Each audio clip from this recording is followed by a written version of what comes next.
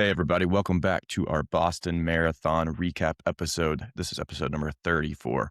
Rory and I sat down with a few beers and recorded this one about 3 hours after we got back to Flagstaff from a crazy Boston Marathon weekend. We just wanted to get out all our reflections about the weekend and, just give a good recap and, have some fun while doing it. It was great to meet so many of you guys out in the streets of Boston, especially shout out to everybody who came out to our Shakeout Run. That was so much fun. We'll definitely be doing some of those in the future. This weekend, Rory will be at the Oklahoma City Marathon, and I will be back in Kentucky for the Kentucky Derby Festival mini marathon. So if you happen to see either one of us out there, please give us a shout. Come say hi. And if you have an upcoming race, be sure to check out the Meteo Pace app. This app shows the weather conditions, the elevation profile, everything you need to know about how to race the course as smartly as possible. Shows you everything from the wind direction, how the heat and humidity is going to affect you, how the elevation, what miles you should be pressing, what miles you should be holding back a little bit. Rory and I both use this app this weekend to prepare our game plans for the Boston Marathon, and it is super helpful.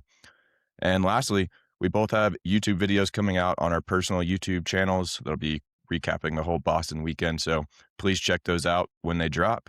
Enjoy the episode.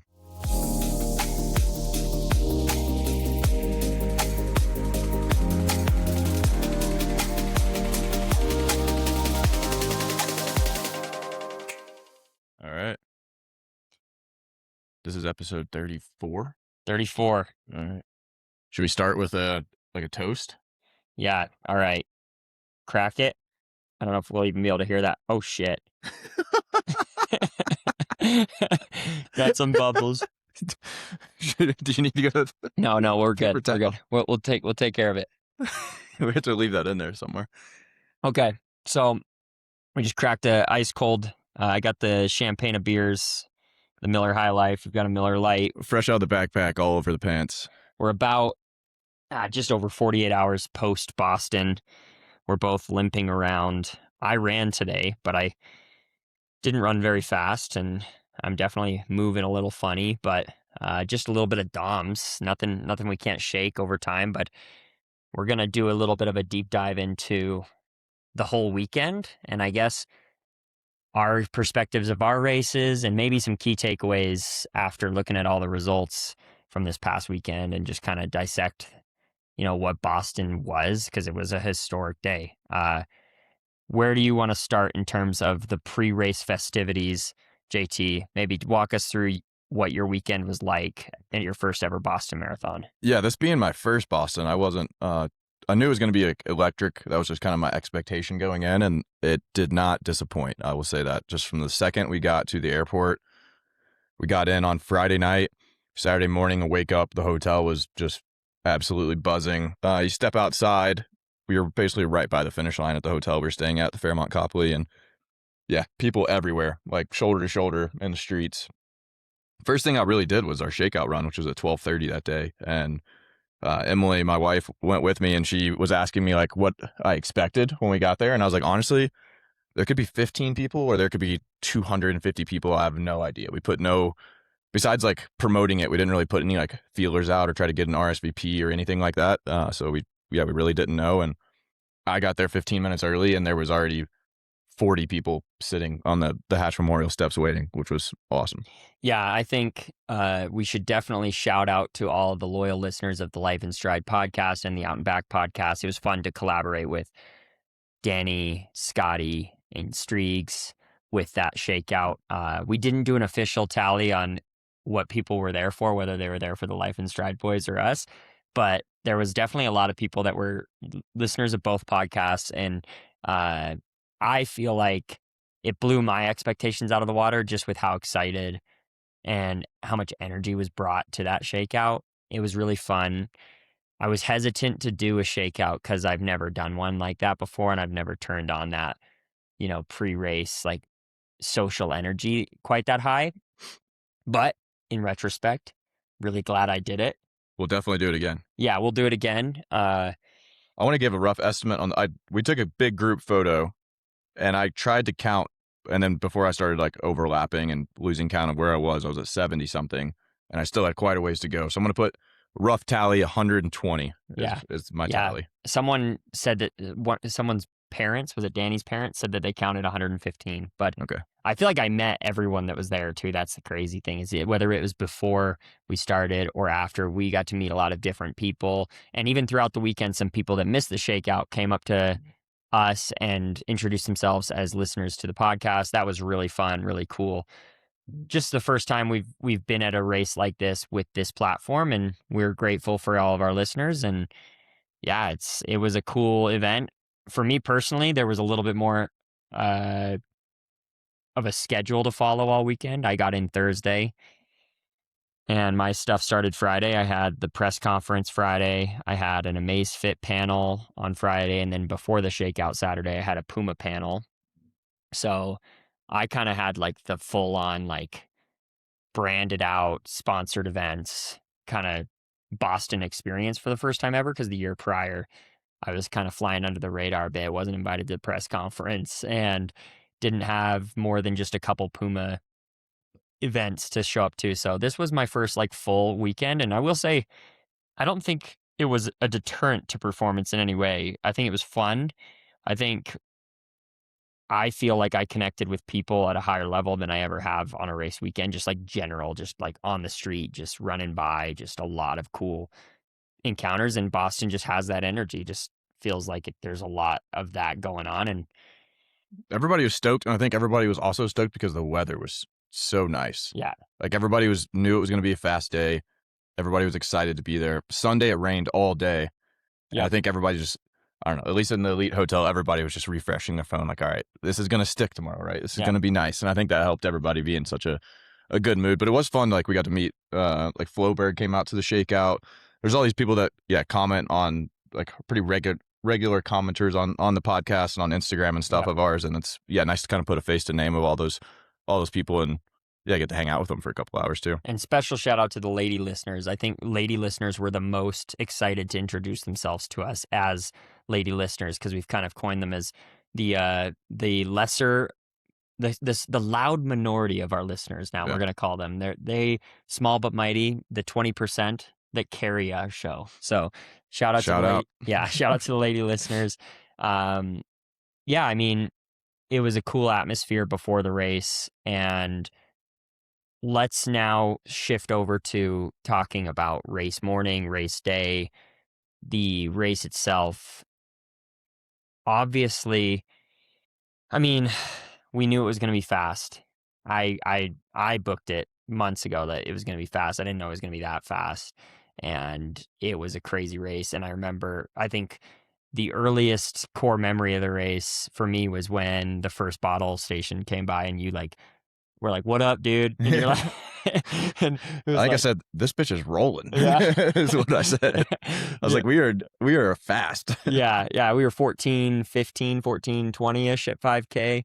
And so that's like 2:01 marathon pace or something. Yeah. So definitely ripping, but you kind of expect that with the first few miles being mostly the downhill portion of the race.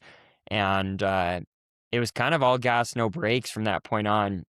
When did you make the decision in your race to kind of be like, okay, I'm going to let that group go? Yeah, I'll kind of walk through my race here. So going in, I was like, all right, well, the group broke immediate. It was people were going out at 4:30 or they are not. Yeah. And that happened right away. And so I was like, all right, I'm just going to hang out in the back of this. I mean, it was probably a 25-person pack. At least. Yeah. I remember being surprised at how many people were there pretty late. Like, Yeah. And I was like, I'm not going to get up there and engage in this, but I'm just going to sit right in the back of it. Surely it'll slow down a little bit. And it was like 4:32, 4:38, 4:38, 4:39. That was the first 4 miles for me in the back of that group, kind of like just hanging off the back of it. And then it did slow down a little bit to the 40s or something. And I think that's when I rolled up next to you, because I was like, oh, okay, I can go put myself back in this group here for a second. And it was around between miles 7 and 8 when I was like, all right, I know I'm not going to run 4:45 to the finish line. So like at some point at some point I got to slow down. And like I'm you hear all these stories about Boston. You got to be able to make it through the hills. Like you're going to, people run 6-minute pace up heartbreak and throw their whole marathon away. Like once they crack, and your quads are going to pay for it. And I think all that was definitely in my head, because we were, especially with how aggressive it was early, I was like, I don't really know what this is going to feel like in an hour from now. Mm-hmm. So I was like, all right, CJ's right here. Cause I'd actually you had told me CJ wanted to go out in 63 something, and I chat with him on the warm up, and he was like, yeah, he was kind of in my boat where he wanted to be in the race, but he also like wanted to be smart about it. Um, so him and I ended up running together for quite a while. We kind of came off the group basically at the same time. And then I started having some stomach issues around like mile 8, right? Basically, as soon as I let the group go, and CJ got a pretty good gap on me, and I thought I was gonna have to stop for the bathroom, and I worked through that, caught back up, and then Sam Shalango was in there for a little bit because he came with a couple of the Kenyan guys from the back, and they were just like rolled past us, but not until like mile 12. Mm. It was guys with like bibs like 6 and 8, so I knew there had to be 204 guys. It was Man, shoot the 3-colored flag. the 3-colored flag. Yeah. Most flags have The 3 Netherlands colors. guy. Oh, Abdi Nagai. Abdi Nagai, and there's a guy in the same kit as him and Sam Chalango. Okay. So they were like, they must have, I mean, they still went out, they still went through halfway in 63 flat because they were just ahead of us at halfway. But yeah, I did have to stop to take a bathroom break at around 12 and a half, right past the Wellesley Scream Tunnel.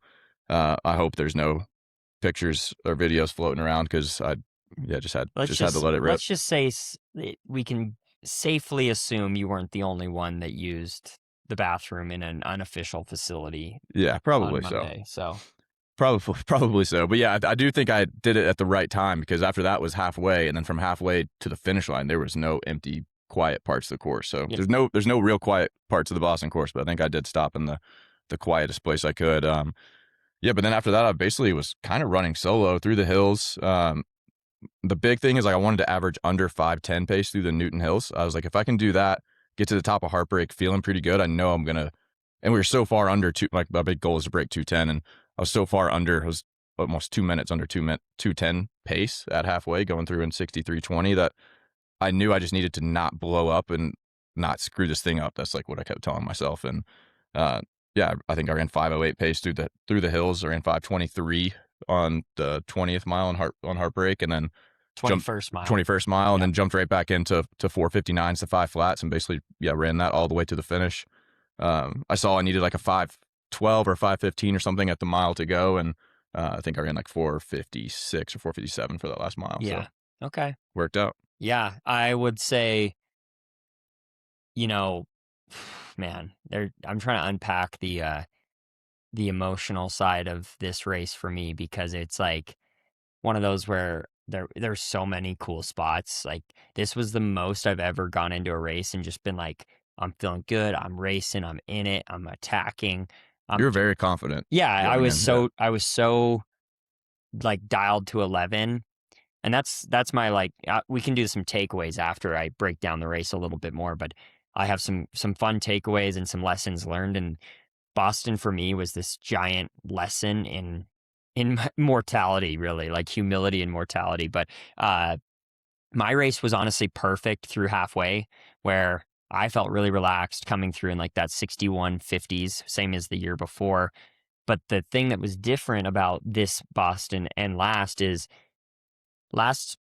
time, that next couple miles was kind of a chill part because it's the fast section where there's like the big dip and then the roll towards the first Newton Hill. And, that big downhill's fast, but it's late enough in it where your legs are tired, and that's kind of hard to throw them down that hill.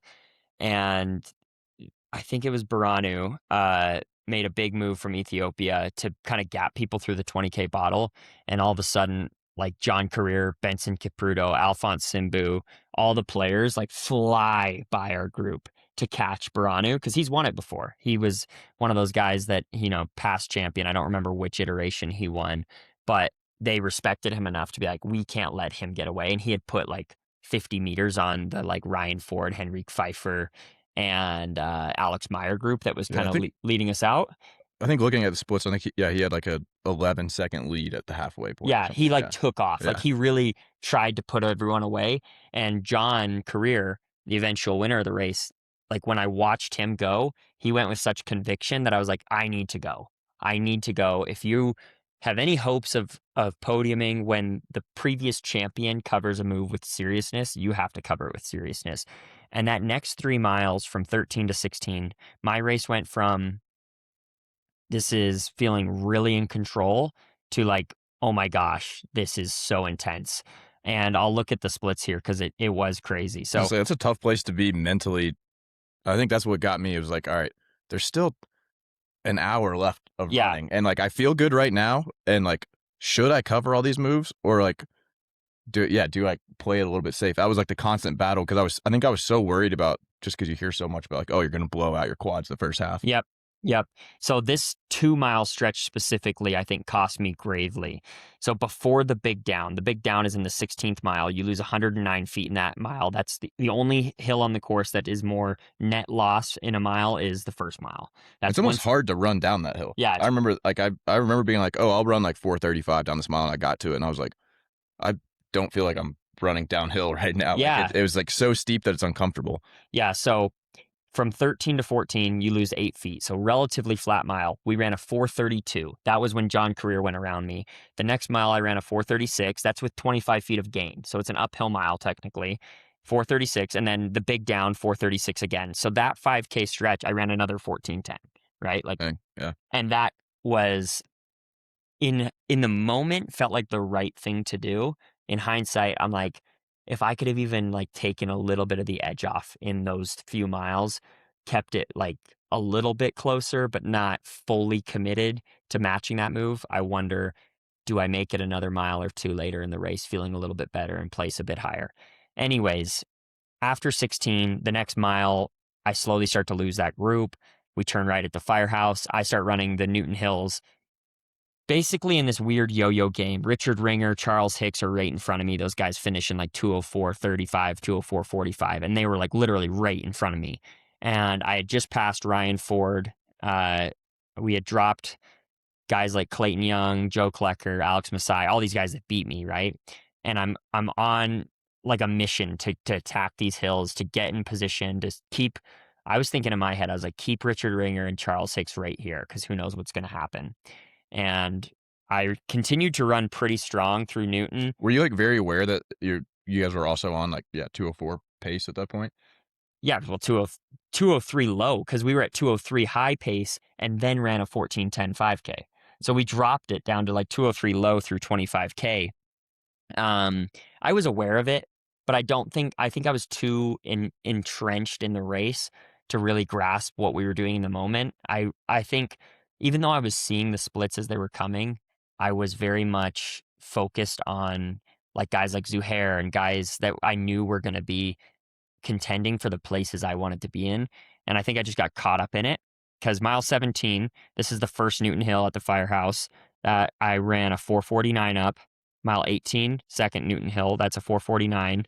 Mile 19, which is a downhill, and this is when I knew my legs were starting to fall apart, 4:50. So the previous 2 miles were 4:49. That might be the only mile I have faster than you're looking at my splits. What did you run that one I with? ran 4:48 because that's right when Rupp came past me, and I just like tucked in right behind Rupp. I was like, all right, just hold on, So hold on. that's when I had to.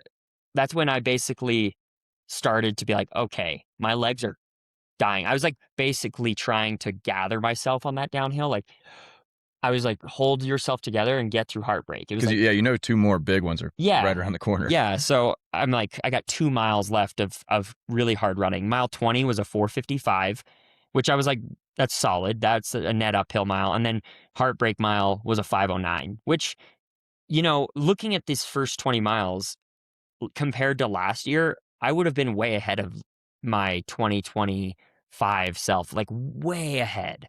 And in a lot of ways, though, I felt equally as bad, but the race in front of me was feeling that much better. And that was the thing, is the context was different, right? Yeah. Like this was just a historic field. It got like the move that was made around that point in the race really changed the dynamic of everything around me. And I went into full survival mode down the other side of heartbreak. Yeah. Started What was 22 on the other side of Harp? 4:59. Okay. I ran 4:59 as well. I swear in my head, I'm like, this is going to be a 4:45. I'm flying, No, throwing myself down this hill. And I looked down at my watch and it was like 5:01. I was like, I'm not throwing myself hard enough yeah, down this hill. I got to keep pressing. legs were hurting for me. 5:04 on mile 23, 4:59 on 24, 5 flat on 25, 5:03 on 26. And then I ran the last like 400 meters of the race at 4:40 pace. Racing Joe Klecker. So I could give you the play-by-play of like when Clayton passed me and Ford passed me and Alex Masai passed me. I was getting passed. That's the bottom line Yeah. is, and that was the first time in a while where I was on the receiving end of like people are flying around me. Because even Chicago, I went from like 14th to 9th in the last 5K. At Boston, I went from 10th to 6th in the last 5K. So this was the first time I was the one going back. And I think it was just the way I raced. I raced with this like aggression and I paid for it. So, Yeah, I mean, watching like a lot of the replays and stuff, it was you, Henrik, and who was the other Puma guy that was up there making a oh lot of my, moves? I mean, Alex Meyer was in the front the whole time. Yeah. Early in the race, there was a guy from Denmark named Martin. Meow the Machine is his Instagram handle. But he led the first K in like 2:35. But yeah, it was just like one of those where my legs just got progressively more restricted as time went on. And I felt like I was like hemorrhaging pace as it went on. And I was really just trying to hold it together. I've never focused more on cues of like how I felt in each mile of just like, hey, keep your form together, keep everything together, settle into this, just take it one at a time and be as calculated with everything you're doing just to get to the finish line. It was like a real negotiation in every way throughout that whole part of the race. So this is the one thing I keep going back to now is like, minus the stomach issues I had don't happen at all. Like, how much longer could I / should I have stayed in that group? Because I got to the finish line and my legs were very sore. This is definitely the most sore I've been after a marathon, but I never had the like legs shut down. Like, I was able to run sub 5-minute pace for the last several miles of this. I ran 5:10 for the 26 mile. But before that, coming off a heartbreak, like the next 3 miles were all 4:59, 5 flat range. And it's like, all right, like, should I have pressed hard? Like, did I save too much? Like, because I was so like worried about the hills. That's like the negotiation I feel like I keep having with myself now. And I was talking to my wife Emily about it. I'm like really happy with it. Over a minute PR. You know, everyone's gonna say yes, the fastest Boston in history. You had a tailwind in that downhill course. Like, there's already people, saying that all over the internet. I really thought people were gonna come back at some point, and that was kind of my thinking of like, I mean, I guess, I thought Klecker and a lot of these other guys were gonna run like 2:08 ish. Yeah. And I'm like, well, everyone's gonna, like, this whole Hicks, like all this American group of guys. I'm like, they're all gonna come, maybe not come back, but like they're not gonna keep running this fast. And then they just did. They ran 2:03, 2:04, 2:05, and I'm like, shit, maybe I should have just like kept pressing it and stayed on the gas more because, yeah, I think I just have this like thing in my head now that's like, oh, okay, if you're running 450s marathon, that's like, marathon pace, but Yeah. no, now it might be 440. So we'll see how the next one goes. But yeah, I think that's like the thing I'm taking away from this. Super happy to PR, not super happy about getting 26th place at the Boston Marathon. I don't really care if it is the fastest 26th place at the Boston Marathon in Yeah. history, but Yeah. it never sits well. Here's how I view it now after more time. So I do think people are going to try to cheapen the results. They're going to be like, well, what does this mean on a flat fast course? Well, I think this is what would happen if you put this exact field on Valencia. I don't think people run much faster. Well, no, I don't think that's my point is that this just made Boston a fast, honest course because the conditions were good enough. Like, people didn't die like they normally do in Boston because the conditions were good enough. And the field was good enough that I think if you like plug and play the Valencia results from this fall, the 2025 Valencia results, and you plug and play the Boston results, and you can kind of see like similarities. The only difference is that there was a few more world beaters in this race. There was a few more of the guys like Benson Kipruto, Alphonse Simbu, whereas you look at Valencia, career won by like 2.5 minutes. And then it was like, or 2 minutes or 90 seconds, whatever it was. Amanal Petros was second. And then like Suguru and a couple other people were in that 2:04 range. But the only difference in my mind is the Boston depth was just a hair better. Like Hendrik Pfeiffer was in Valencia and ran 2:06.40. And he was in Boston and ran 2:06.40. Yeah. And the way he ran Boston tells me he was confident in his fitness coming in. He ran a PB in the half. at Berlin like 3 weeks prior. I think he has every reason to know himself well enough to know, like, hey, if he's going to go out and lead, he probably felt pretty good about things going in. And you also look at John Career, what he ran in Valencia, what he ran in Boston. I will I say, I don't care how good the weather was. Running 60:04 or whatever, that second half through the Newton Hills is mental. insane. Yeah, I He's the think. best. You've said it too, but he's the best marathoner on the planet right now. Yeah, Sebastian Sawe may have a word on Sunday, or Yomif, or Caplimo, the Rosa boy. But yeah, there's other guys that are good, but John Career has been the most consistently good in a couple different styles of races too, with the win at Valencia, the win at Chicago in 24, back-to-back Boston winner. I think he's got a case to be one. If he's not 1A, he's 1B. And yeah, that was pretty mental to do that. Off of an honest pace too. Like obviously 6150 is probably not that hard for John Career to come through halfway in, especially on a downhill portion.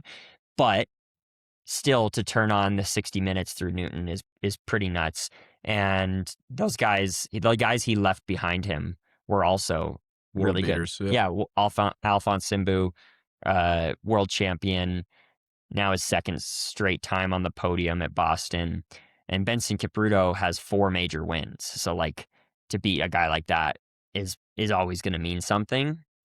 And so, yeah, I think that this was a stacked field, and it was a deep field, and it was a unique field, and it was a historic day. And these results will just look like an outlier only because Americans don't normally all end up in a race where the conditions allow for everyone to run fast. Well, yeah, I think another thing with Boston specifically, because you kind of saw this on the women's race, Boston can be fast if run aggressively. Yeah. And both last year and this year, you told me before you told me 2 weeks before the race, I'm going to go out in 4:30 no matter what, because like I want Boston to be a fast day.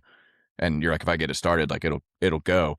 And yeah, the guys did that. The guys took off basically from the gun. And I look back, I was looking back at past years, like when John Career, his brother won, when Wesley won in 2012, he won it in like 2:11, but they went out in like 1:06 high. Yeah. So like they ran that same portion almost 5 minutes slower than you guys. And that's obviously those guys were capable of probably running, 2:05, 2:06, 2:07, whatever. But it was much more of a cat and mouse kind of game. And that's kind of what Sharon did. She's like, yeah, I'm just going to sit in this group, do whatever. And then like, I know I'm going to hammer the last 5K of this race and blow it open. Yeah. I mean, the way Sharon ran her splits is so clearly like she was in absolute just chilling until the top of Heartbreak. And then she was like, all right, now I'm going to go. Yeah. Bye. I was walking into the athlete recovery, like pro athlete recovery, like back into the hotel room, the viewing room, as she had like 3 miles to go. And they like the first thing I hear is that she ran 4:36 for the 23rd mile or whatever. Yeah. 22nd or 23rd would mile. be the one right down Heartbreak. And I just looked at Emily and I was like, she just ran that like 26 seconds faster than I ran that stretch. And then she did it for the whole 5K. She ran 2:48K. I think she ran like 14:30 something for that 5K, which is just mental. Yeah. She's talk about best in the world. She's one of them. I wish, she's kind of slotted in as a New York, Boston girl for the rest of her career, but it would be cool to see what she could do in London if she was capable of, transporting that exact fitness she brought into Boston into London this weekend, and to see like, could she run 2:12 to 2:14 up front? I'm sure. I feel like if you can close a marathon the way she did, you could probably run minutes faster. So. Yeah, I'm curious to see what happens in the fall. If Chicago and New York get in a bidding war for her, to see if she's tempted to go to the fast course in Chicago and see what she can do.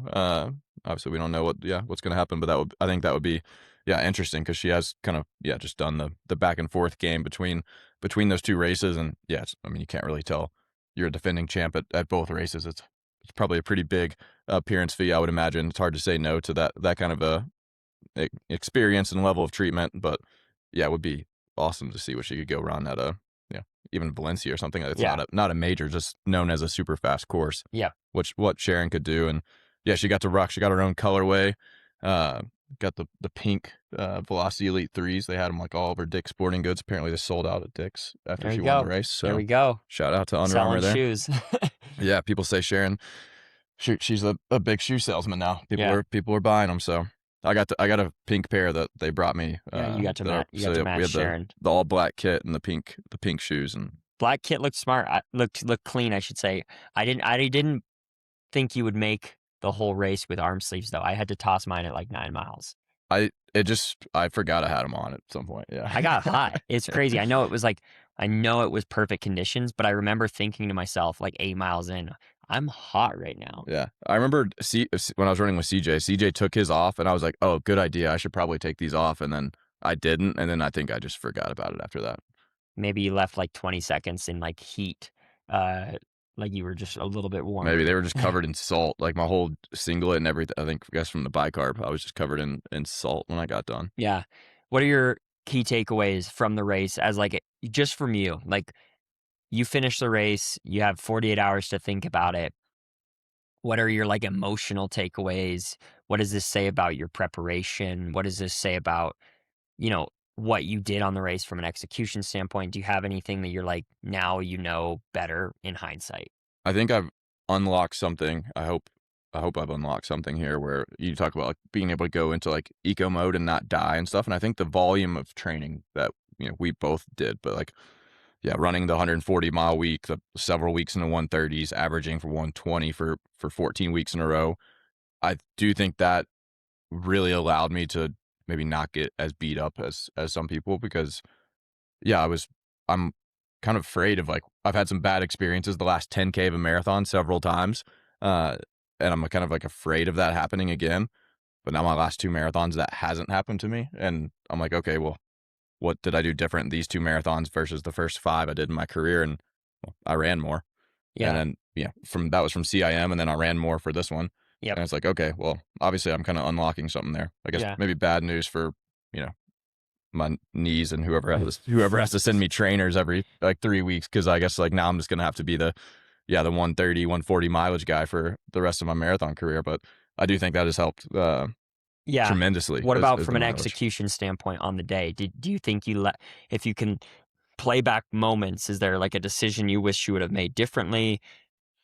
Do you like, because I can play back my race and be like, oh, I think I lost time by doing this move here. Like I think that led to the slowdown that I couldn't afford at Yeah, I this mean, stage. obviously I wish I didn't have to stop and go to the bathroom, which I don't think cost me probably more than 15 seconds, to be honest. Okay. But other than that, I'm just very curious. I mean, if I would have done this, I could have totally blown up and ran 2:15 or something, or DNF'd or who knows. But like, I do wonder what would happen if like, because I felt good when I went back from the group. It was to me, it was like almost like a common sense thing. I'm like, okay, well, I'm not gonna keep running 4:42s for the next 18 miles. So like, Yeah, something's got to give. that's from experience. That's from you like never having done it before. Yeah, I'd never done anything like that before. It had always been a let's try to even split or even negative split Yep. these marathons, Yep. and even knowing that the first half was in my head, I was like perfect world, 63:30, like 65 flat, you run 2:08:30. That was like Yeah. I think that in my head was best case scenario, and I've run a little bit slower on the second half and a little bit faster on the first half. So I hope I can take this now into a fall marathon on a like flatter, faster course maybe, and say like, all right, whether it's like a Valencia or Chicago or wherever I Yeah. decide to go this fall, and be like, all right, can I now go out and 64 flat Without the hills, without the without hills or anything, and be able to stay in that like even if I fade a little bit, can I still stay in that eco mode? Because like it felt pretty good to run 4:59s once I got over heartbreak. Yeah, I will say because I ran Boston then Chicago last year, and I felt worse in Chicago at halfway than I felt at Boston in halfway. But the fact that there's no hills, you can like you hold it together a lot better on a flat course. Like Yeah, your slowdown is less dramatic, and the pounding your legs take is less dramatic. So even on the fastest day, you have to earn Boston in my mind only because your legs are taken to the meat grinder. Like there's no way around what you have to experience from a pounding standpoint. I don't care if we're wearing super shoes. Obviously, super shoes help with that, but my legs hurt so bad at 30K. I was wondering, praying that I could make it to the finish at 30K. I was like, man, dude, these legs feel like they are lead right now. Just like burn, burn, burn. And luckily, I was experienced enough to know like I just got to keep my eyes up and go 1 mile at a time. And I remember thinking in my head, like, this feels worse than it actually is, because I kept getting splits and be like, I'm not dying. I'm Yeah. not like falling apart. Yeah, it's It like it just kept feels clicking off bad. like quicker miles than in my head. I was like, oh, I don't feel like I'm going that fast, and it would still were just clicking off sub 5. So I'm like, Yeah. okay, well, I guess It's almost like the start of the race, like, tricks your legs into being like, "Oh, that's not that fast." yeah, I think there's definitely something to that, and I think with Boston too, like you have that 5 mile stretch, and so it's kind of all I was thinking about was like, all right, how am I going to feel when I get there? Yeah, to make sure I don't drop an egg basically, because like I feel like that's a big thing. This whole build, anytime I was doing a workout or whatever, I was like, this doesn't have to be a perfect workout. Just don't drop an egg. If you can get through Boston without dropping an egg, you're going to be pretty happy with how it turns out. And yeah, that's pretty much what happened. I PR'd by over a minute, so like yeah, no complaints there. But being 11th American and 26 is that's. I kind of thought if I ran 209, might not be top 10, but I definitely thought it'd be like in the top 15. Yeah. I But I don't I don't know. I thought if the weather was perfect that it was gonna be really tough to get. Like, just nobody really dropped out, nobody died. yeah, We keep nobody came back besides Chilanga was really the only guy I think that went backwards hard. Yeah, And then Alex Meyer dropped out. I don't know what happened to him. I mean, he's obviously super good. He's around 208 and 60 flat, so like he's going to be sub fine. 60, But 59:20. 59:20, Yeah. but Yeah, he's going to be just fine. yeah. I don't know. I don't know what happened. Do you know what No, I about you? saw him after the race. I asked him, like, how you doing?" I didn't know he didn't finish. I was like, how'd it go?" Like, I asked him, and he was like, "Not good." Yeah, And so, like, obviously, that that was his first major. I'm gonna chalk it up as, like, a learning experience for him, and he's been pretty majors. consistent for like over the last 12 months. Yeah, Been super consistent. yeah. Doing your first major, is it actually, he's done Chicago. Never mind. He did Chicago the year you did it, Yeah. the year 240 something. Yeah, I ran at 249. I actually went on the plane today. I was typing up my marathon results because I wanted to like to kind of see like a progression of over time because I kind of got getting faster and then I got way slower and then I started to get faster again. Yeah. And yeah, that 249 is the big That's an outlier. outlier. I think you can drop it. Yeah. I think in statistics they would tell you that you should drop that from any sort of calculation there. Yeah, I had But a 249 and a DNF, two marathons in like a what a 6 or 7 month span. And I was yeah, that's like also when I had my hip stuff going on. I was like, I might be done here, I think. yeah, And then yeah, got it back together after that. So now moral two of the good story: ones. never give up. Never Yeah. give up. Two good ones, and even actually I had a third bad one because I had Rotterdam, where Yeah, I was on 209 pace and ran 214, and yeah, that all in that last 10K. yeah. Um, but yeah, now two good ones. I think I've unlocked something with like yeah, just need to train hard, like train insane or Keep it remain the simple. same. Keep it simple. Train insane or remain the same. More mileage is better. These are just eternal truths here. Yeah, more mileage is better until it isn't. Until it isn't. Until it isn't. It's a bell shaped curve. It's more and more and more, then you fall off. So, Yeah, but what about? I mean, all right, let's talk about. I mean, I know we've talked about your race here, but gosh. you run 206.0 now, 206 low. Oh my gosh. Man, that's crazy. You That's been bubbled these. sitting. You That's did been that to sitting there me. for Somebody 35 tossed this minutes. around. All right. Okay. They Here were we in my go. backpack, but 30 something minutes ago. But yeah, you've run 206.0 now, and yeah, I knew immediately. I feel like your reaction was actually pretty similar to mine, where you're like, it was like I ran fast.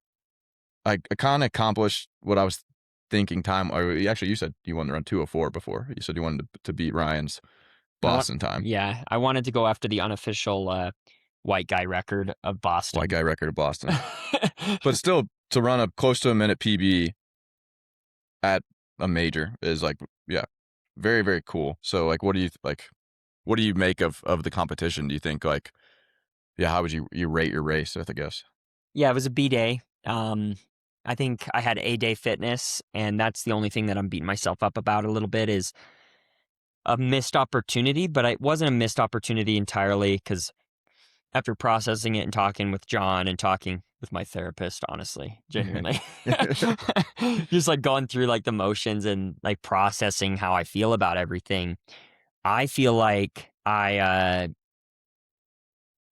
feel like it was just a really valuable lesson in a few things. Uh, there's a few training things that I actually think, looking back, I'm like, that's where I could have been a little bit better. And there are things that I kind of cheapened because of convenience throughout the build. And it's simply, I just didn't do any long runs, like long runs. I didn't do anything above 23 miles, I think. And I think when I was working with Ryan Hall, I was doing like the 2.5 hour long run 4 times in a build, and those Yeah. would be 25-mile runs Yeah, at a I had minimum. 2 of those, I think, and I think CIM had 4 of those. Yeah, I think you need 2 or 3 of them Yeah. at least, and me and John talked, and that's my fault. I cop out. Like, he gives me a range, and he doesn't push the range. He's not like, "Oh, you should try to hit 24." He's usually like, 22 to 23 or whatnot, and if I the thing about mine and John's relationship is I can advocate for myself and be heard, and I didn't advocate for more, and I should have prioritized that, but with, racing a couple times in the build and uh, the quality of stuff I was doing in the middle of the week, I think I just kept making small adjustments to avoid them. Not out of anything intentional, just out of like convenience more than anything. So that's my training takeaway. And then my in race execution takeaway is really simply put, don't run with your heart for 26.2 miles. Run with your head for the first 20, run with your heart for the last 6.2. And I just was way too excited. I'd never been in that situation before. As fit as I was for Boston last year, as fit as I was for Chicago this fall, no matter how confident I may have appeared, like other people were like, "Oh, you're always confident," but this was different to me. This was like almost this. I believed everything was possible. I was super nervous before Chicago. I was like, "Oh man, I don't know." Like I had doubt. I actually had no doubt going into Boston this year, and that was a new feeling for me.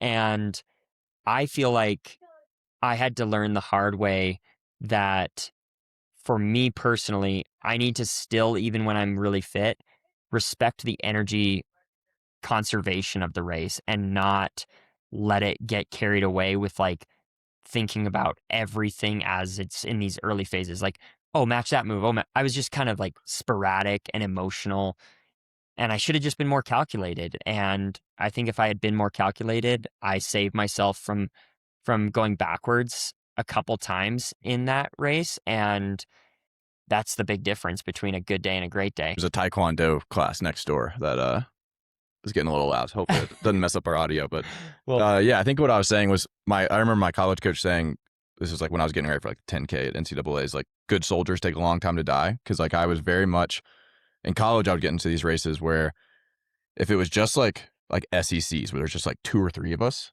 those were the best races I ever yeah, had. But then I'd get into like a Wisco invite where there'd be 40 guys around me, and I'd kind of like I'd spend all my mental energy in the first half of the race and just be totally cooked. And he's like, "Yeah, you got to get to a point where it's just like, yeah, these guys are here. That's fine. I don't care. Eventually, I will care, but like." Yeah, he would just say good soldiers take a long time to die, and there's a lot of good soldiers in these races. So yeah, yeah. And in my race, I look back on it and I go, the people that podiumed and the people that beat me, I didn't see them until they decided like they were ready to be seen. ready to be seen. They were like Yeah, shadows in the race, right? John Career, Benson Kipruto, and Alphonse Simbu, and even Charles. Charles, I saw him like at the first water station, and then I didn't see him again until he passed me, and then he ran away from me. yeah. So like Charles was really smart about just tucking in and just relaxing. And the only guy that was I think matched my aggression and still beat me that I expected that I could compete with was Ryan Ford. He was pretty aggressive. I still I think I surged one too many times in like the 15 to 17 mile range, 18-mile range. And that cost me a little bit. And when he passed me, my legs were done. So yeah, in hindsight, like I just need to be way more calculated with my risk and be like less emotional in the first 20 miles of the race. I think I left a minute on the table possibly of just like being way too like amped. But that's a lesson, and that'll make me a better marathoner the next time out. It sure will. You know who was actually really good at that in their prime? Not that they're not good at it now, but Galen. Dude, Galen didn't Galen used waste to be, an ounce of energy. he was the master of like not being seen until he was ready to be seen. Yep. And that's because his coach hammered that in his head, and he Yeah. was a smart tactician. And I think that's the key. If you want to beat people that are better than you, you have to be smarter than them, not be Yeah. braver than them. You have to be really smart. You have to be bold but smart. And I just think I ran with my heart and not with my head for too long. So Yeah. I think Sharon kind of did that as well. You want to touch on the women's race a little bit? Yeah, I mean, our podcast guest Jess McClain, one of the big Yeah. stories of the weekend, top 5 finish at a major and top American. And she was the only person I saw that walked into the bar afterwards and got a standing O chant for them. There we go. There's a lot of us finishers in there, and she was the only one I feel like everyone like stopped and applauded. There we go. John That's and Sharon didn't go into there, but yeah. she definitely got a big round of applause at Yeah, the hotel standing bar. ovation. Well deserved. And she's such a good, fun person to root for. And I kind of had her picked as top American. She's been on a tear, man. She's been on a total tear with between that and the U.S. half champs, and yeah, I feel like anything where she she's won done. the race Yeah, outright and then got it like surprisingly taken from her in the end. But no, I think Jess was a big breakthrough. Sharon kind of defending her title. That's huge. It's hard to win back-to-back Bostons. Like we said, she had to be there like Tuesday and did like more media obligations than anyone could ever imagine. yeah. And that weighs on you.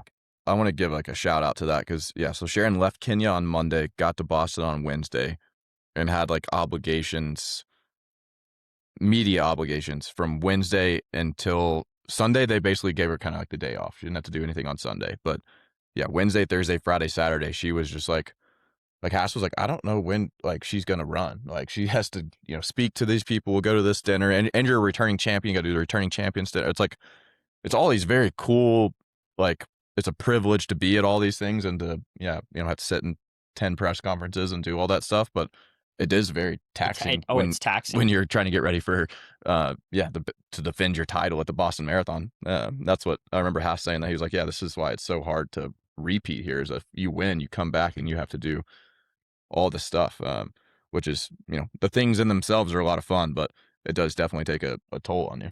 Okay, so let's play a game just to kind of finish her up. Result you were the most surprised by, either race, Ooh. men or women. Which result like stood out to you and you're like, that was crazy? I mean, I think probably Charles Hicks. Safe bet. Just so that I like tell me why you were surprised. We I mean, talked about I didn't, not that I thought he was going to run well, but 203 is crazy. 204. Or 204 is crazy. Yeah. Like 204.35. Yeah. And his second ever marathon, I think he's what, 20? Yeah. Is he 25? Yeah. He's the truth. I definitely underestimated Charles Hicks. Hand up. I knew he was good. I was not familiar with your game, son. You know what I mean? Yeah.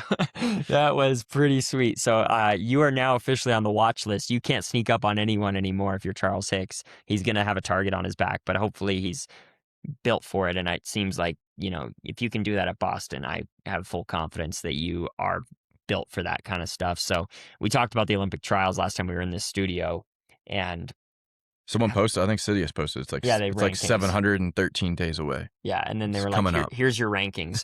And we can get into that another day. But yeah, Charles Hicks was definitely the big surprise up front. I would say the other surprise for me, I'm gonna give him his flowers. Clayton Young, short build, nothing looked all that spectacular on Strava, and he's very open about his training. He had some good long runs, he had some good efforts, but like there was enough ambiguity and like up and down and raw commentary where he's telling you like, hey, my back flares up in these workouts, this, that, and the other. My ankle's still hurting.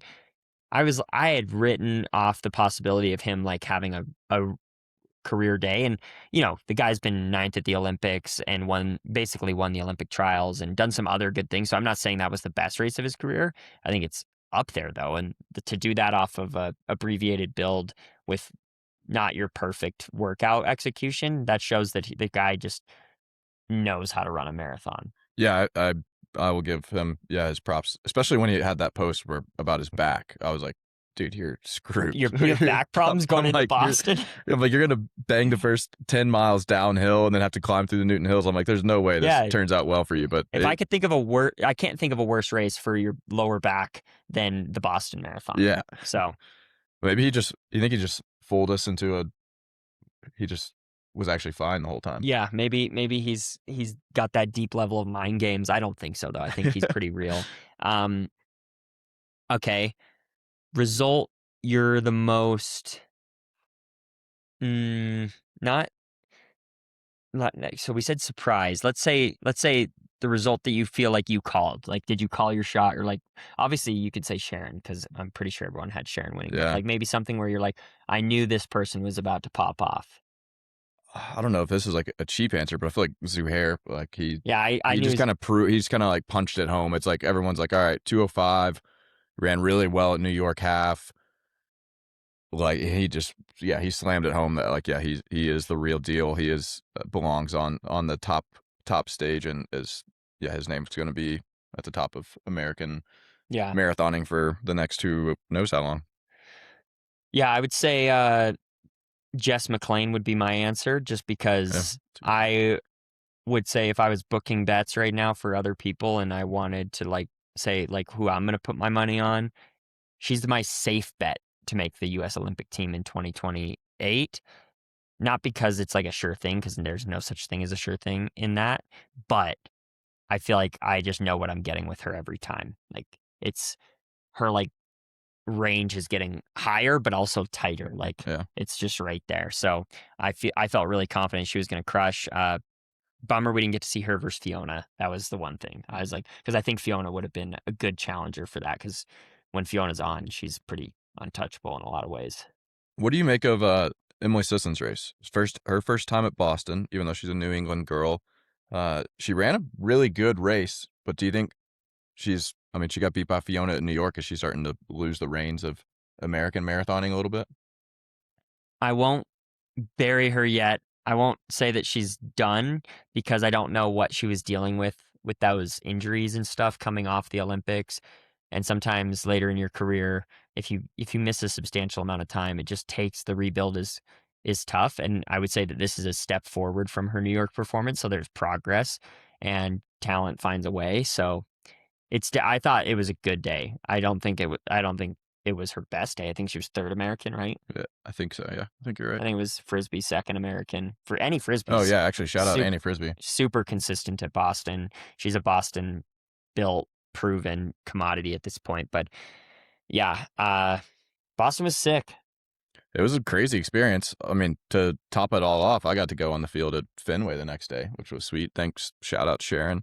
Um, we were so Also impressive first pitch by both Sharon and John. Yeah, I went to Dick's and bought a baseball so Sharon could practice, and then she was in Tiffany's buying a necklace and was like practicing her like step and throw, and I was like, maybe Tiffany's isn't the best place to practice throwing a baseball. Yeah, right, maybe not, but I think she could afford anything she broke after her weekend. So yeah, Boston was amazing. It was electric. Onward to Ottawa for me. What's next for you, JT? What's next for me? I am going to probably take a couple more days off and then get back into some easy jogging. I'm going to the Kentucky Derby. I'm taking my wife and I are going back home to our homeland of Kentucky.